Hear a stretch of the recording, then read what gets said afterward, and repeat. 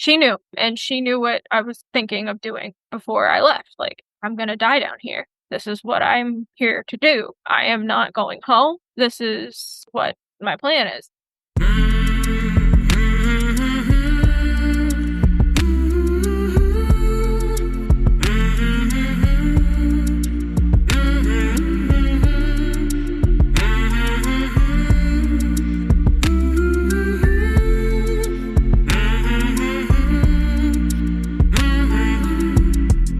Hey there, my name is Sean, and this is Suicide Noted. On this podcast, I talk with suicide attempt survivors and ideators so that we can hear their stories. Every year around the world, many millions of people try to take their own lives, and we almost never talk about it. We certainly don't talk about it enough, and when we do talk about it, when we engage, we're not very good at it. One of the main goals of this podcast is to have more conversations, and hopefully better conversations with survivors, in large part to help more people in more places hopefully feel a little less shitty and a little less alone. Now, if you are a suicide attempt survivor or ideator and you'd like to talk, please reach out. I'd love to talk with you.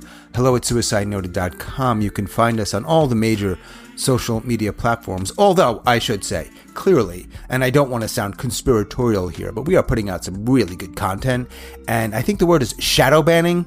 Yeah, that is happening for sure because of the word suicide, so I'm not sure what to do with that. If you have any ideas, let me know. Remember that we publish polls once, sometimes twice a week in Spotify. Check it out. I'd love to know your thoughts. And we've got the tour coming up. We are leaving the beginning of October. We are getting all the dates and all the locations set, all the participants, doing what we can to promote it. And by the way, when I say we, I don't know why I'm doing that. It's me, it's Sean, getting in his car and traveling around the country. However, I should say, none of this happens without the help of all of my guests, or some of my guests, who are helping me in these different cities find venues, promote the event, and speak on stage with me. So really, thank you so much for all of your help and support.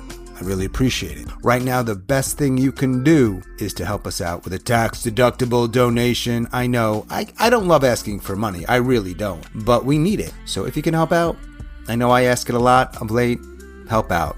If you can't, that's totally cool. I get it. Keep listening. And if you were curious exactly how that money will be spent, reach out to me. I'll tell you exactly where it's going to go. I want to thank the following human beings for contributing in the last couple of weeks. We've got Mark and Mark, two different Marks, Courtney, Janine, Shannon. We've got Anonymous, that's an interesting name, and NZ_Spiro. I don't think that's their actual first name, but this is public information if you go to that link, givebutter.com/suicide noted. So it's okay that I share this aloud and thank them publicly. And I know this is a long intro, but we've got a listeners meeting coming up on Sunday, September 21st. I'm not making that link public.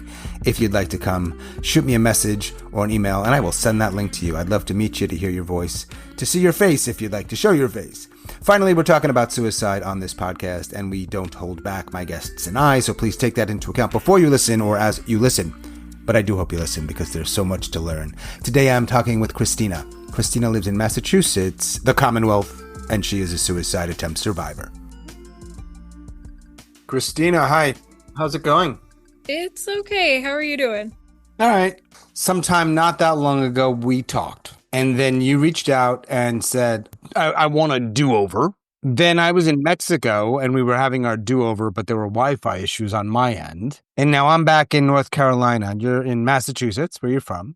Yes, I am. This is, as they say, the third time is the charm. Well, it's actually fourth because I had planned another one and then kind of banged out. If you schedule and cancel, we don't count that. I know. I got in my own head, but this is the right thing. All right, good. How you been since we spoke last? So just mentally, like, I haven't been in the greatest place. I go to work every day like everybody else does, but the depression hasn't been good. So I've been very much like not wanting to do very much, which I think a lot of people can sympathize with. Before last weekend, last Thursday, I had another really rough friendship breakup. And last Thursday, and I basically slept all weekend. I was not in a good headspace at all. You are a suicide attempt survivor. Mm-hmm. When you hear somebody else say that to you, when you hear those words and they're about you, does that feel weird? It does. It's not something anyone wants to really, necessarily think about, but it is part of my life. You're in your 20s? I am. I just turned 26 on July 8th. All right. Happy belated. How you feeling about, oh, getting older? When you go through stuff like this, it kind of changes who you are and like your perspective. And I am very cynical. Like, I get that, but I think the problem with me, and I will say this, is that I haven't quite let it harden me as much as it should have. Like, I still have empathy for other people. I still want to be that person for somebody else. Mm-hmm. Even when I'm hurting, even when I'm struggling, I want to be that person that people, even if I think they're fake, that they can come to me. 26 means that you were born in what, 1999? Yes, 99. So you don't remember 9/11? No, I do not. I was 2 years old, but I do remember that my mother told me that the second it happened on television, I sang "God Bless America" at the television as a weird 2-year-old, literally and with a child accent. God bless America. And is that something you've ever sung since? Yes, I've done a lot of national anthems and a lot of God Bless Americas for different local baseball teams. What? Like minor league teams? Not necessarily like the more like the Cape Leagues, and I did it once for they used to be called the Paw Sox. They changed the name on them. If you're listening to this right now and you have not yet figured out that Christina is a singer, I mean, please keep listening because it's not a singing podcast, but, dot, dot, dot. All right. So singer, suicide attempt survivor. I'm already thinking about the memoir title. I've got the problem. It's me. When was the first time you can recall thinking about wanting to end your life? The first time I was, I believe, 11 years old, the day after Christmas in 2010. Well, I think I had thought about it before then, but the first time I actually attempted Okay. was December 26th, 2010. And I do remember the date exactly. Do you remember that exact date only because it happens to fall on or just after a holiday? I think I remember it the most because for me, it started something that has never really fully ended. Like, it's something that left an impact on my life. Like, and I also remember, yes, I do think it fell around a holiday. So I think that definitely was part of it. But I don't necessarily feel like Christmas itself depressed me. Like, I like the holidays, so Yeah, yeah. I don't necessarily feel that way. I feel like for me it's just it started something that still hasn't ended. Yeah. Like, it's something that's still a part of my life. What was going Yeah. / leading up to that, and then what actually happened on the 26th? So for about 2 years, I was sexually assaulted, and I will just start with that because I think that played a larger role than anything else in, why I ended up doing that. However, I dismissed it and kind of just pushed it under the rug. I also happened to be, going through like kid drama as far as like, with guys, and it wasn't something that I very much today when I think about it, I'm like, okay, that didn't really, I mean, one guy's opinion doesn't really matter all that much, even though it does still in my head. But that particular incident doesn't. I mean, I had, sent an email to a guy back then because email was the thing back in 2010, in 2009. And he had basically told me he had, feel the same way. We were in the same drama group for theater. 11-year-old Christina sends an email to presumably someone around the same age Yeah. and to a boy. And in the email, you're saying kind of like, I like you. Now, let me just tell you something right now as a grown man. That's bold. And I say that with admiration. I'll never know what people are thinking, but I'm sure people who hear that are like, oh, how cute.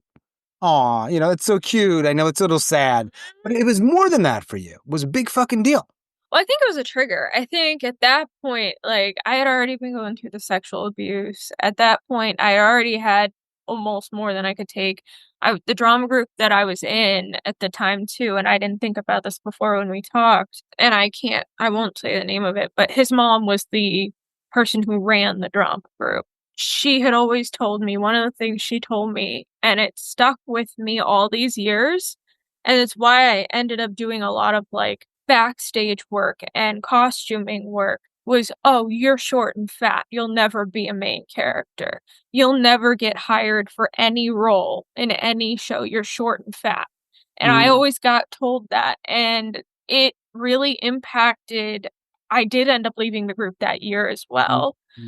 So I lost like that area of my life that I was doing it, a hobby that I loved, and I'm still clearly passionate about it, at 26. Like I'm not a part of a local group yet. And again, it goes back to that short and fat comment of, well, when I lose X amount of weight, then I'll go join a group or I'll go audition for something. And that still sits in my head. Yeah, yeah, yeah. When this, then that. I wonder how many people have an experience in their life, presumably when they're younger, teacher or a parent, and those words just are etched there forever. And I think like that's an example. I might be sounding a bit dramatic, but perhaps not. And it affects them, man. So, all right, that happens, and we're getting to the end of that year, and you're 11. And for some reason on the 26th, that's the day. Yep. I had seen a movie, not going to say what movie it is just for copyright reasons because I didn't think about that last time. But I had seen a movie and there was a song in there that was very depressing and the girl happened to overdose on pills in the movie.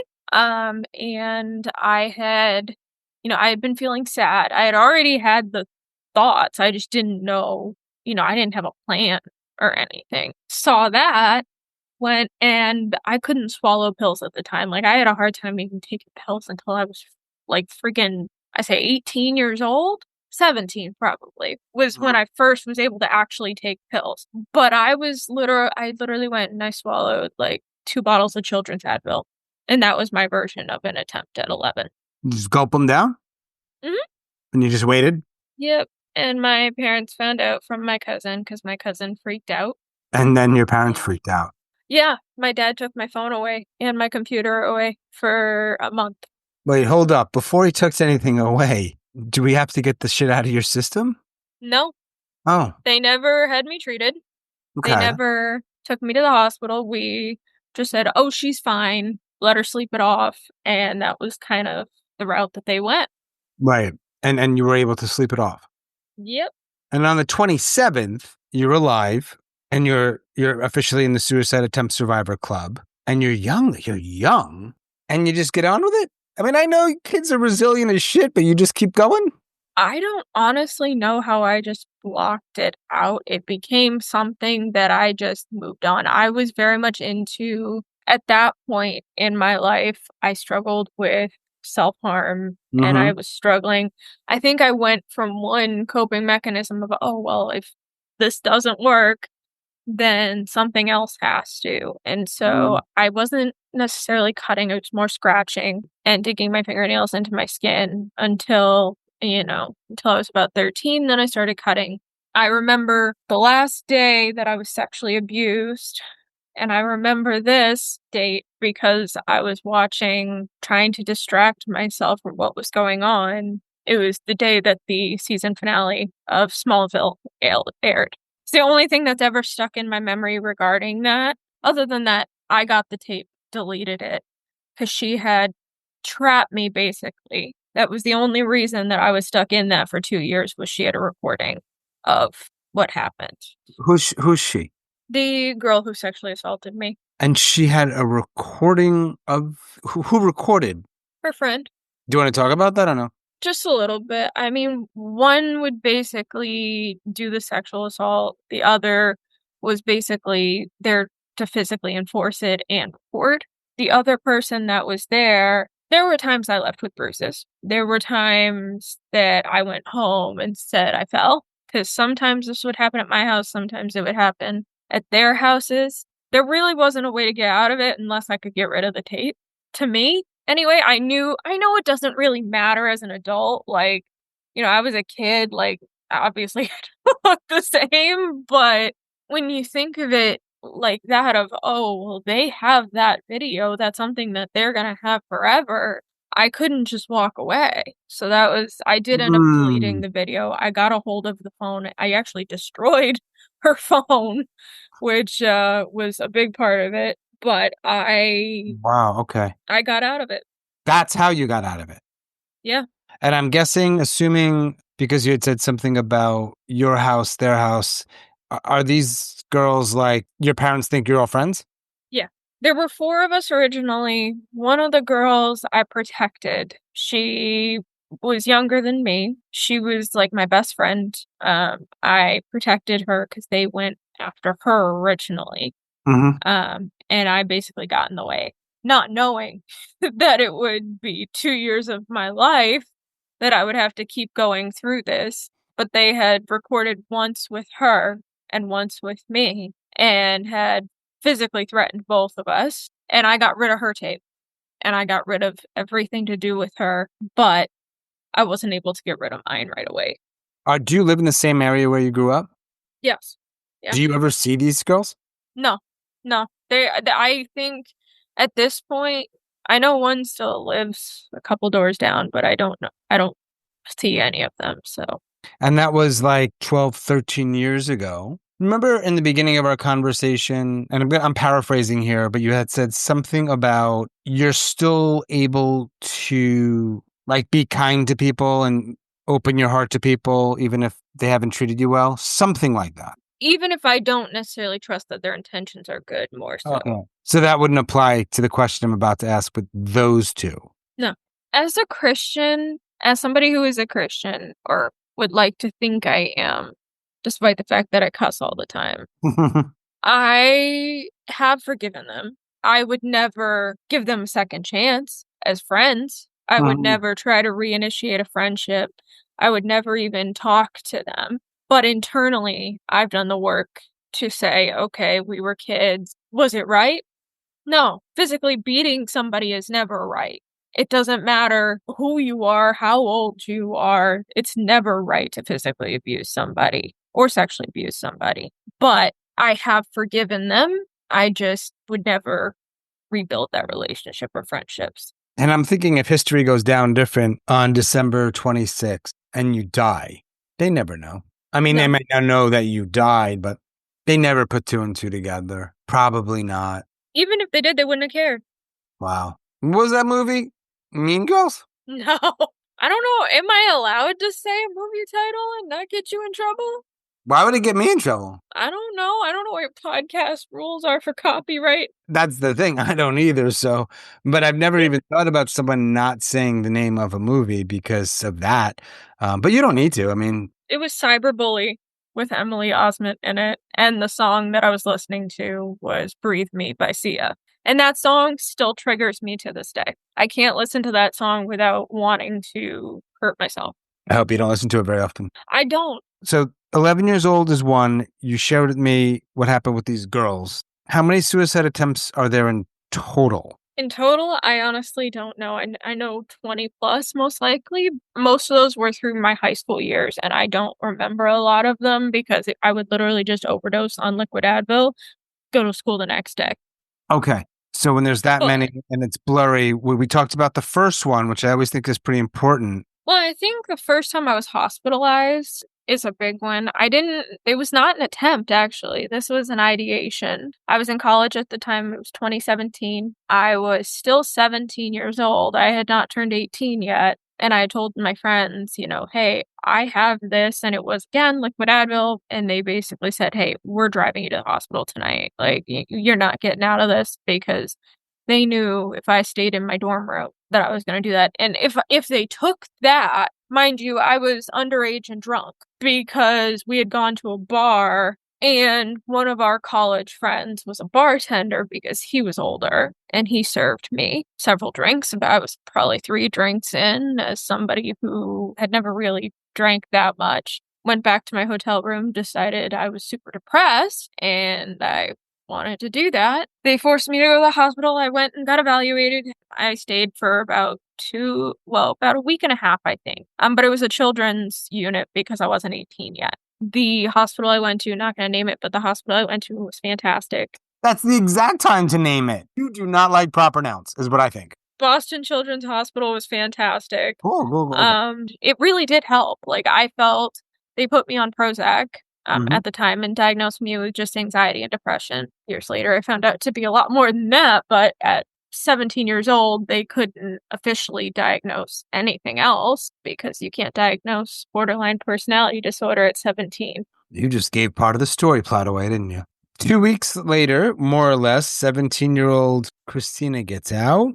Now, I know you've already had a lot of these, what you were calling they were suicide attempts throughout high school, and it sounded like not too, somewhat often. Do you go through college and finish college? I went through a year and a half at one college in person. Then I took about a semester off to work while I was at home. And then I went back to college down in Pennsylvania for half of a semester, made it all of half a semester before withdrawing from my classes. At that point, I came home and said, I don't know if this is going to be for me. Took about a year to work and to think things out and went back to school online through Liberty University. And I did, and I got my bachelor's degree in worship studies, which is basically worship music. My first college that I went to was for theater and music. I really liked theater again. I was trying to get past that in my head but it seemed to even play true, even though no one ever said it when I was in college. It still seemed to ring true. Like I never got cast in anything. I worked my butt off and they put me as literally the head costume designer. They had me at running stage manager. They had me doing all the background work and they had me busting my butt. Mm-hmm. But not once was I even considered for a background role. Let me ask you a question, Christina. You're watching some of these other girls, and maybe they're a little taller and thinner, I'm guessing. I don't know. Oh, for sure. How does that feel? Not great. I'm not a jealous person, so to say, but I will say it felt like looking at somebody who didn't deserve a role who got it because they looked a certain way. I was actually invited recently before the whole breakdown to audition for a show in person, and I was going to do it. And then I got in my own head. But it does always feel that way. I can watch other shows. I can go pay to freaking see a Broadway show up in Boston. Well, their version of it, the traveling cast. Yeah. And I can see certain people and I'm like, well, obviously I can't dance for crap. I need dance lessons. So, but when it comes to singing and the acting part of it, I look at it and I'm like, why am I not doing this? There have been worship teams in churches that I have been basically pushed aside from and either made to be background singer or not even let on stage because I'm not as skinny or as nice looking as the people who actually lead. Now, will you be offended if, for whatever reason, I know a little bit about Liberty University. I know a few people who went there. I know about, unfortunately, a big scandal there. All I hear when you said Liberty was Liberty, Liberty, Liberty, Liberty. Obviously, I need some singing lessons, but Liberty, Liberty, Liberty, Liberty. Sorry. All right, so did you finish Liberty? I did. I graduated with my bachelor's in worship studies and music. Whilst getting that very interesting degree, which I want to learn a little bit more about, were you ever ideating? I was ideating about using drugs, but not necessarily. Actually, that's a lie. Yes, I did, because in 2018 I was hospitalized twice, but those were for ideating. They weren't for actual attempts. The second one was an attempt. The first one was just ideating. July of 2018, I did attempt, but I didn't tell anybody. I had taken a bunch of Tylenol pills. I took a bunch of Excedrin and Tylenol, ended up throwing up most of it, thankfully. Got really sick. I didn't admit it to anybody until I was literally sitting in the ER waiting room with one of my friends who had brought me to the hospital to get evaluated. He looked at me and he says, "You're just here because, you're thinking about this, right?" I looked at him and I said, "No, I took pills." And so he went over and literally told the lady working the desk and they rushed us back. They were pretty freaked out, even though it was several days before. Like, it wasn't something I had just done. Because when you told me earlier you did in high school, it was fairly regular. My inclination to ask why or what was going on, it just sounds like sometimes that's the space you're in and that's the thing you do. Yeah, that's accurate. That's my brain's automatic response when something, and I don't know if it's my BPD or what, but when something feels inescapable, when something feels like I don't have any other option, Hmm. or that I'm really uncomfortable in the situation I'm in, it's a way out. Yeah. When did you get diagnosed? They tried to diagnose me in 2013, but that never stuck until I was hospitalized in 2018, in July of 2018. And Was I that was in the hospital for about a week. and like when you got that diagnosis and I assume you learned a little bit more about what it is, did things click a little bit? They did, but I'd kind of suspected for a while anyway. Like, since they even mentioned the words to me in 2013, I mean, I was too young, obviously, to be diagnosed, but I looked those things up. I knew what I was looking at. I knew how my behavior literally swung on a pendulum every freaking hour. And even on a mood stabilizer that I'm on today, I can tell, like, it works, but it's not perfect. I still swing up and down. Like, where are you right now? Right now I'm in between, which is good. I suppose that is good, right? For this kind of thing. If it were super up or super down, would I clearly know? You'd probably know on the downside. My boss even said to me today, she says, "You look really tired." And I basically blew it off because that's kind of, how I do. I'm like, "Oh yeah, I'm good. I'm fine. We'll get through it. And then tomorrow I'll be bright and good again." Worship music. Hmm. Liberty University is a Christian university. Yes, it is. So if you go there, you're Christian. Mostly. I did online, so there were a lot of people that were not as well. There were a lot of people in some of my classes that you had to take Christian classes too. So you couldn't Mm. just take what you were specializing in. They Right. did force you to take certain theology courses, even if you weren't like a worship major. But when you say religious classes, I mean, it's just Christian, right? They're not you can't take Islam or Judaism, right? No, there was one class on world religion, but I was not forced to take it because my major didn't allow time for it. I honestly think that's the only class they had for any other religion as well. I mean, for me, have learned about other religions through my own research, but Hmm. not through school. And what do people usually do with worship music degrees or studies? So, for worship music, what a lot of people do, what that degree specifically is to become a worship pastor. Mm. So, you would go to a church, you would be the person who leads all the music, whether they're traditional based, that would mean a choir and a band, whether they're more modern, that would look like a, new band, like lead singers, background singers. You some might even have a kids choir. It's very multifaceted. You have to know how to run all the tech.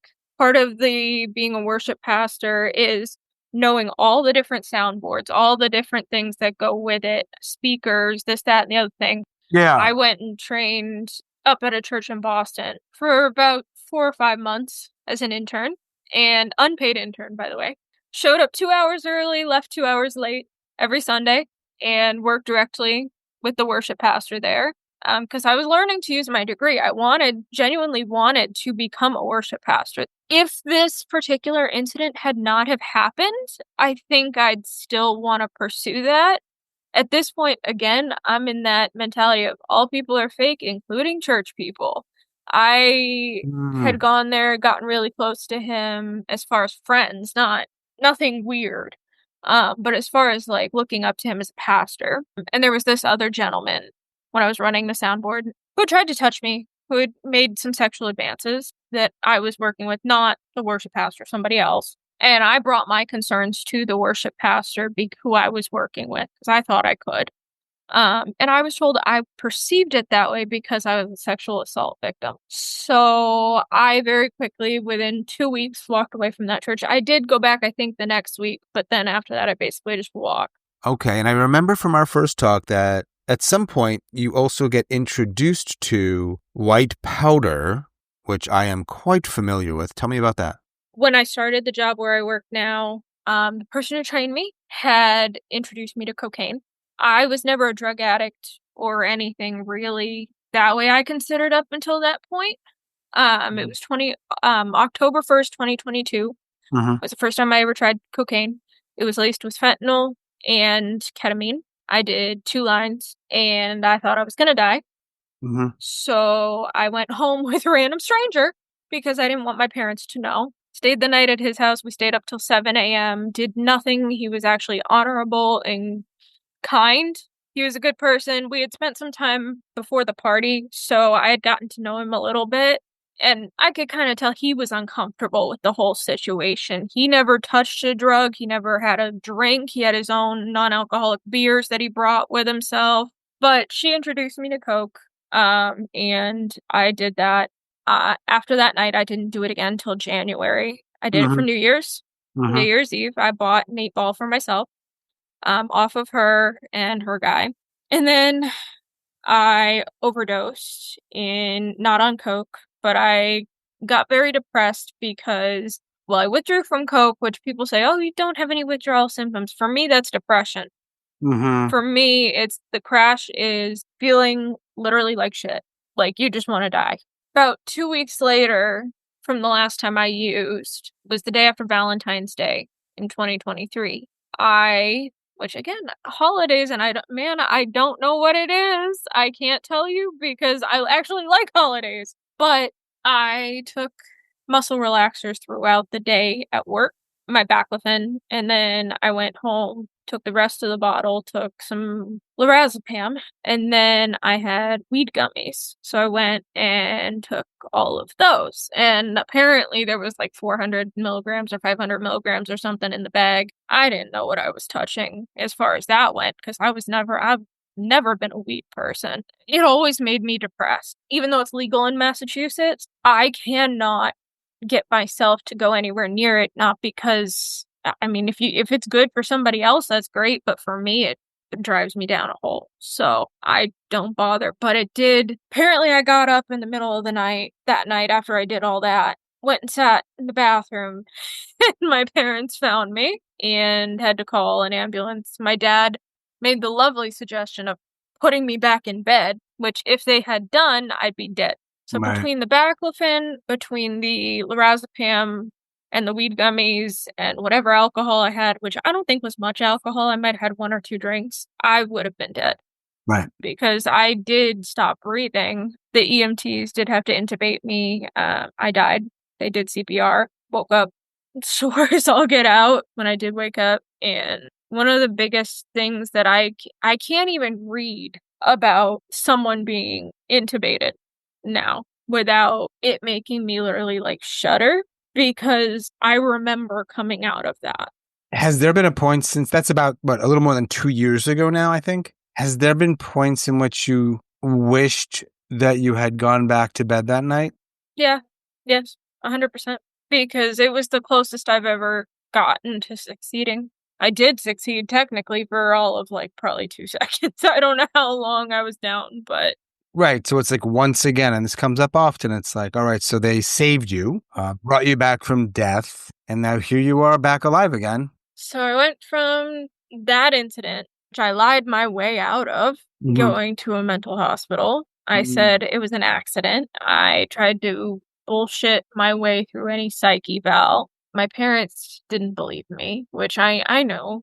And I know to this day, now I've admitted it to them since, but they clearly didn't believe me at the time. After that, I went until about April of 2024 with no attempts. I did have some self-harm, but no attempts. I went back to my job. I'd been on leave of absence due to some seizures. I think there's a different term for it now, but they used to call it PNES, basically psychological seizures from Mm-hmm. stress, and that's what I have.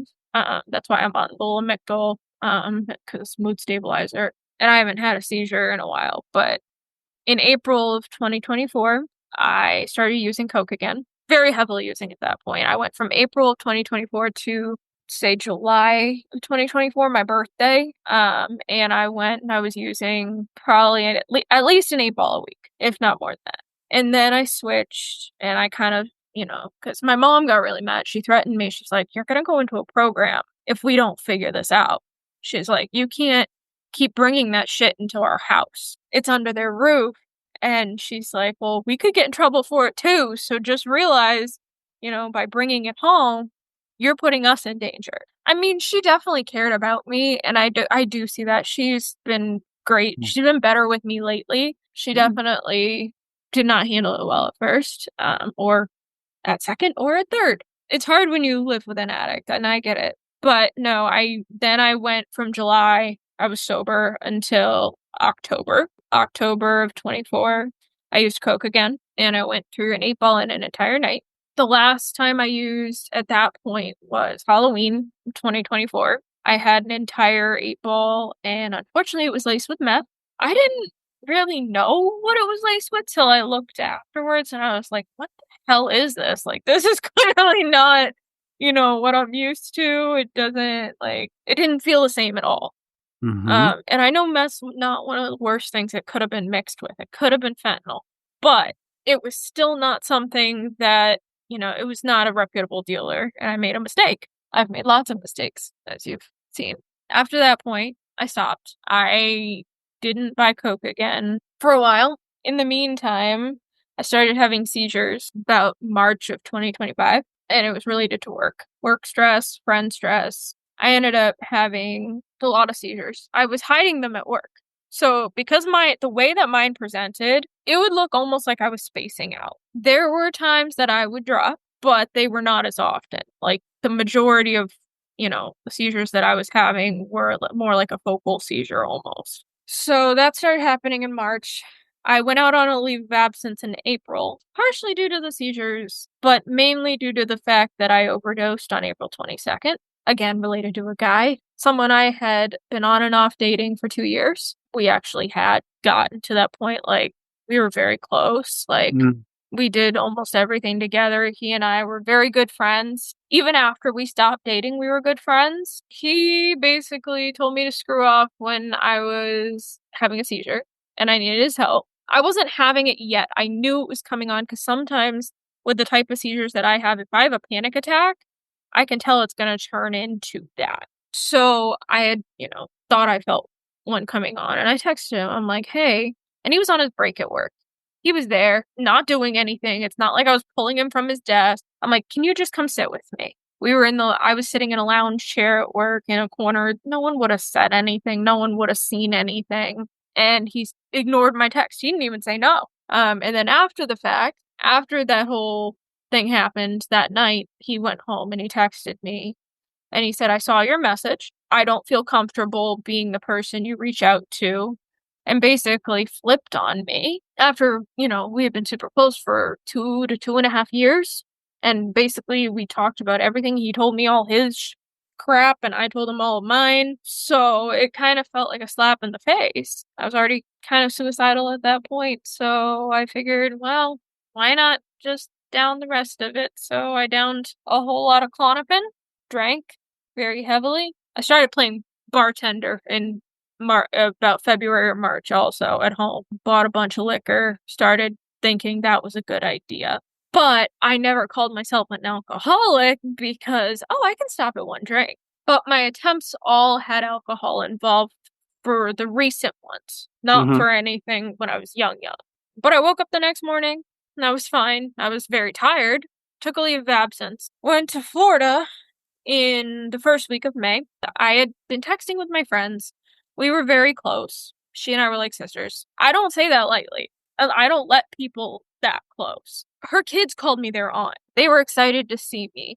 They knew this was going to be like my birthday trip. It was going to be early. We were just going to, hang out. And they were having an adoption party for the kids too. So I brought a bunch of gifts. I brought everything. I was the fun aunt. Brought all that stuff down with me. I had 2 luggages full of God knows what. Got there, and the first day was okay. They had the adoption party that day. I wasn't really even invited until afterwards. She asked me, she's like, hey, do you want to meet us at this kid's play place? And I'm like, okay, well, I guess I'm gonna Uber there. So I Ubered because she wouldn't come get me.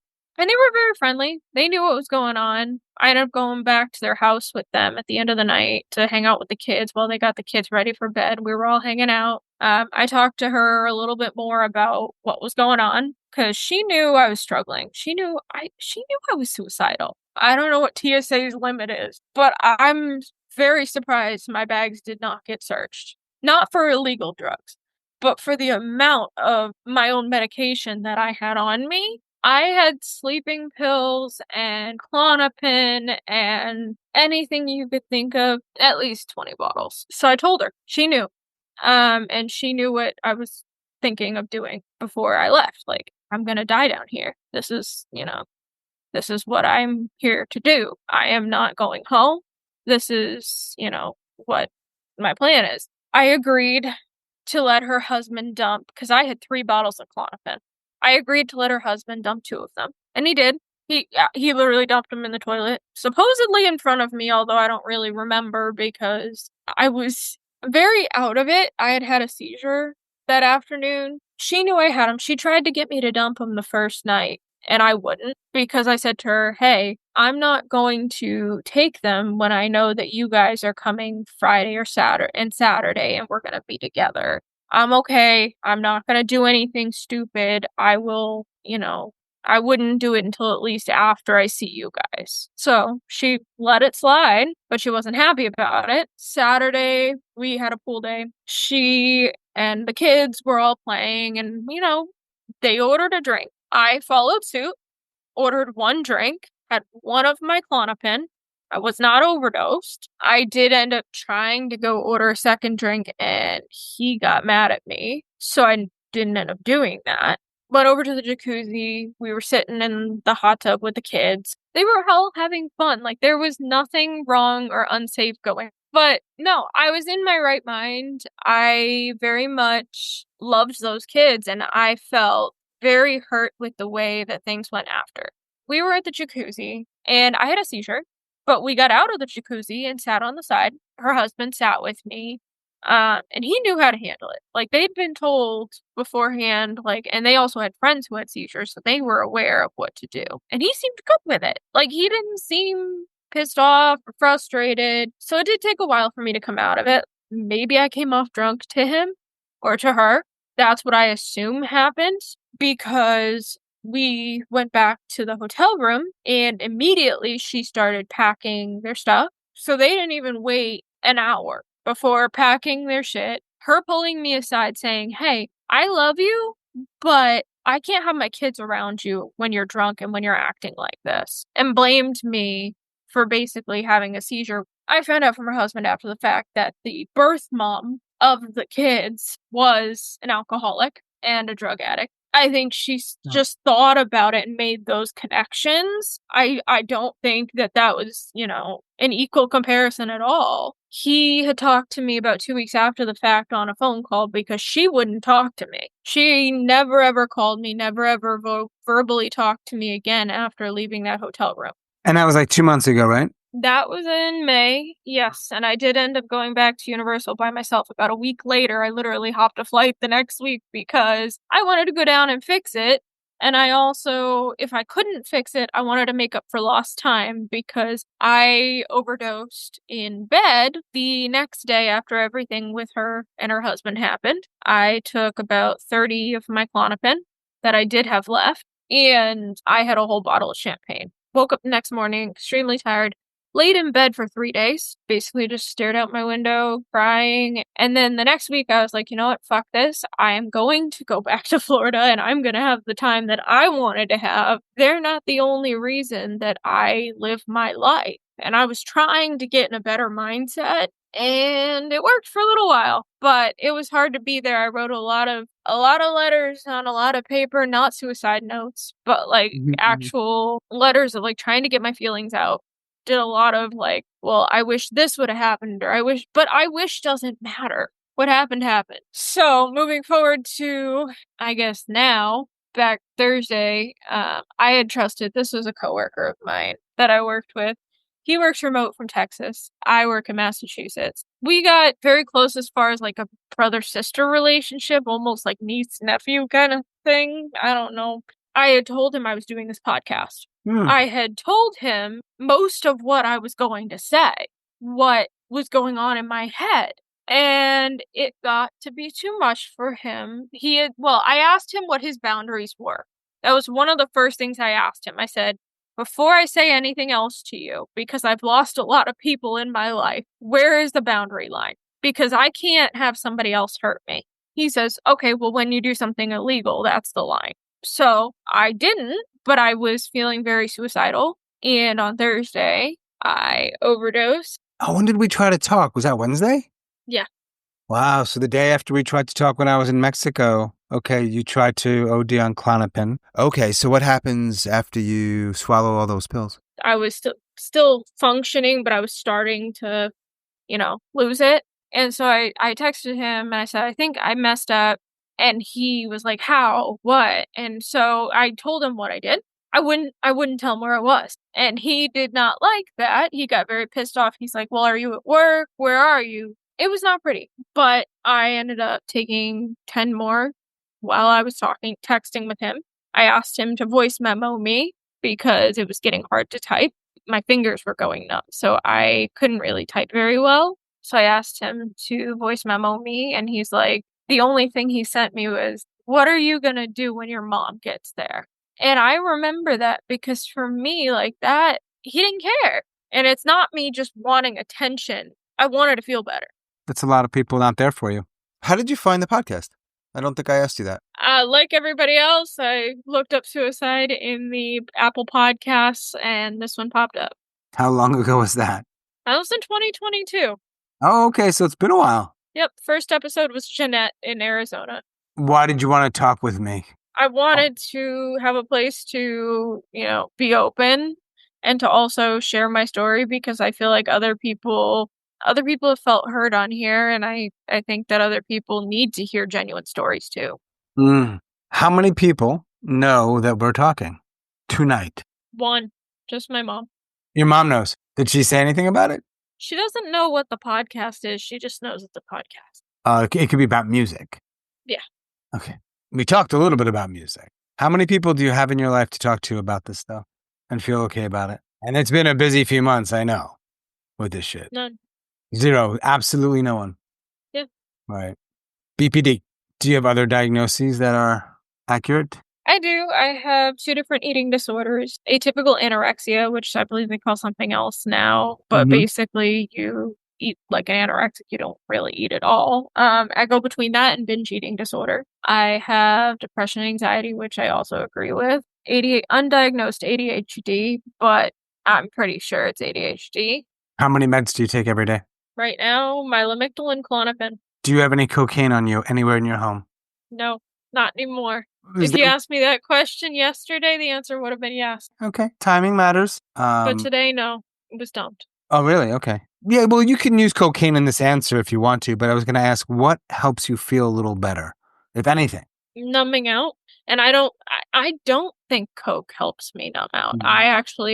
The reason it was dumped is because for me, it stopped making me feel better and started making me feel like I couldn't get anything done. I wasn't productive. I wasn't like people say that they get, productive on cocaine. No, I was stuck, like basically just zoned out. I did not want that. I would rather just be high on Klonopin. That and loving my dogs. What kind of dogs are we talking? What kind of dogs? I have 2 Bichon Poodle mixes. Okay. Dogs almost always help. They do. Yeah. They're adorable and I love them. Do we have a memoir title yet? We don't. We will at one point, but it may be after we talk. The pink and purple pill question. Now, no one's going to see this, but I'm writing down what I think your answer is going to be. Oh, God. For the audience who may not know, and I hope there are some who don't know because, this might be your first time listening. And of course, that's always good. So I give Christina a pink and purple pill. If she takes it and she'll go to sleep. It's really soft and nice and sweet and there's no pain. And she is never waking up and nobody ever knows it's a suicide. 26-year-old Christina in Massachusetts just died. What would you do with that pill? Right now, I'd take it. What do you think I wrote down? That I'd take it? Yeah, I did. Now, if I asked you tomorrow, you might have a different answer. Yeah. Yeah. It changes day by day. As of right now, yeah, I'd take it. The question or the idea around myths and misconceptions around suicide and all things around suicide, which could be a whole lot of things. Is there a really, really big one you want to call bullshit on? I want to call bullshit on the fact that it's manipulation and that it's selfish. That, to me, makes me sick. The fact that somebody would say, you're in so much pain that you want to end your life, that you're being selfish rather than acknowledging the other problems that exist and actually working to fix the world around you. Like, I mean, yes, it's on us too, but not everything, especially like, say, sexual assault, say, different situations, those are going to change like your brain chemistry. Like, it's not always selfish, it's not always manipulation. Never once in any suicide attempts that I've had has ever been to manipulate somebody. It has never been to get someone else's attention. Your first attempt was at 11 years old. So this is a question for 10-year-old Christina. I think it's my final question. If I asked 10-year-old Christina, at some point in the future, you will attempt to take your life. And I also tell 10-year-old Christina, at some point in the future, you are going to be a cocaine addict. Which would be more surprising? I think being the cocaine addict would be more surprising. I knew more about mental health than I did about addiction. Addiction was something we didn't talk about in my house. It was something that we buried. I say this quietly because, and I'm trying to like talk into my computer so that you can hear me, but I say this quietly because my dad is in the room next over. My dad's an alcoholic, so I live in that atmosphere. That's something that I'm used to. I never said I was until when I realized I was downing bottles of champagne in Florida. Then I realized, something's clearly going on. I don't use alcohol anymore.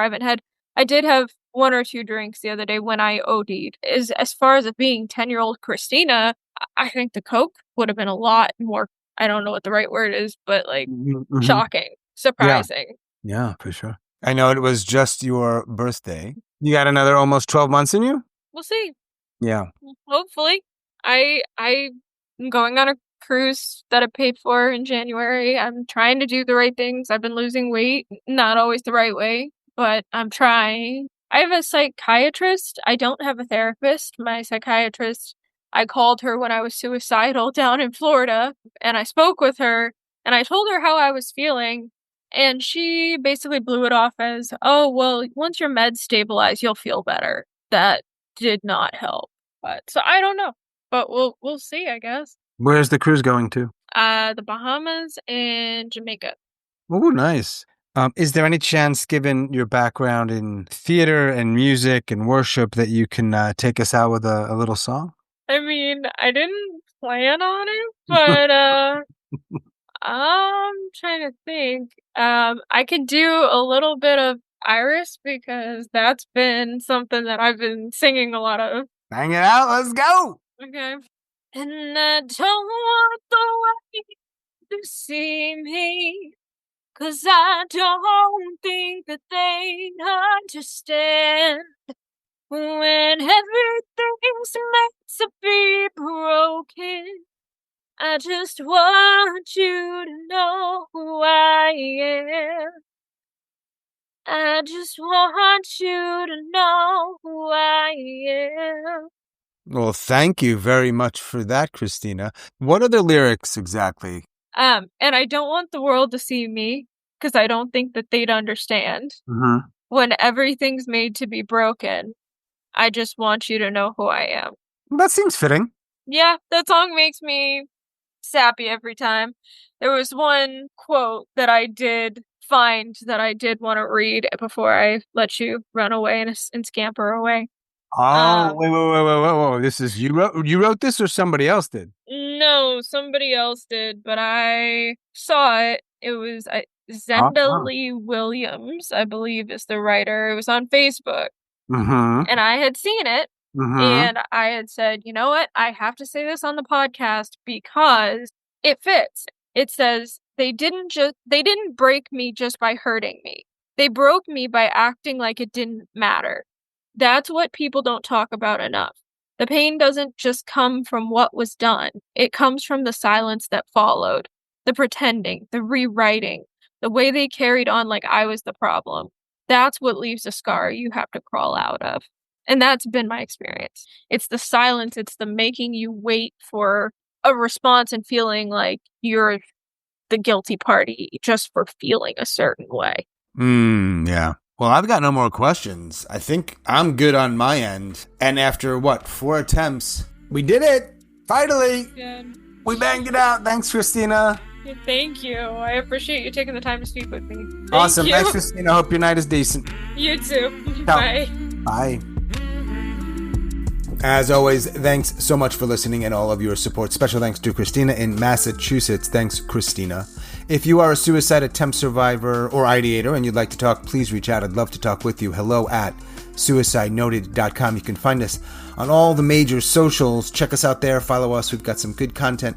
And you can message me there as well if you'd like. I thank you sincerely for listening, and if you'd like to help us out with a tax-deductible donation, that would be great too. It goes to and will go to all kinds of important things with this podcast and other related projects. I'm not a big fan of asking for money, but this project, the Suicide Noted podcast, the tour, and other things, it needs it. So if you're there, if you can help out, if that's your thing, great. Either way, appreciate you. And that is all for this week's episode. Stay strong. Do the best you can. I will talk to you soon.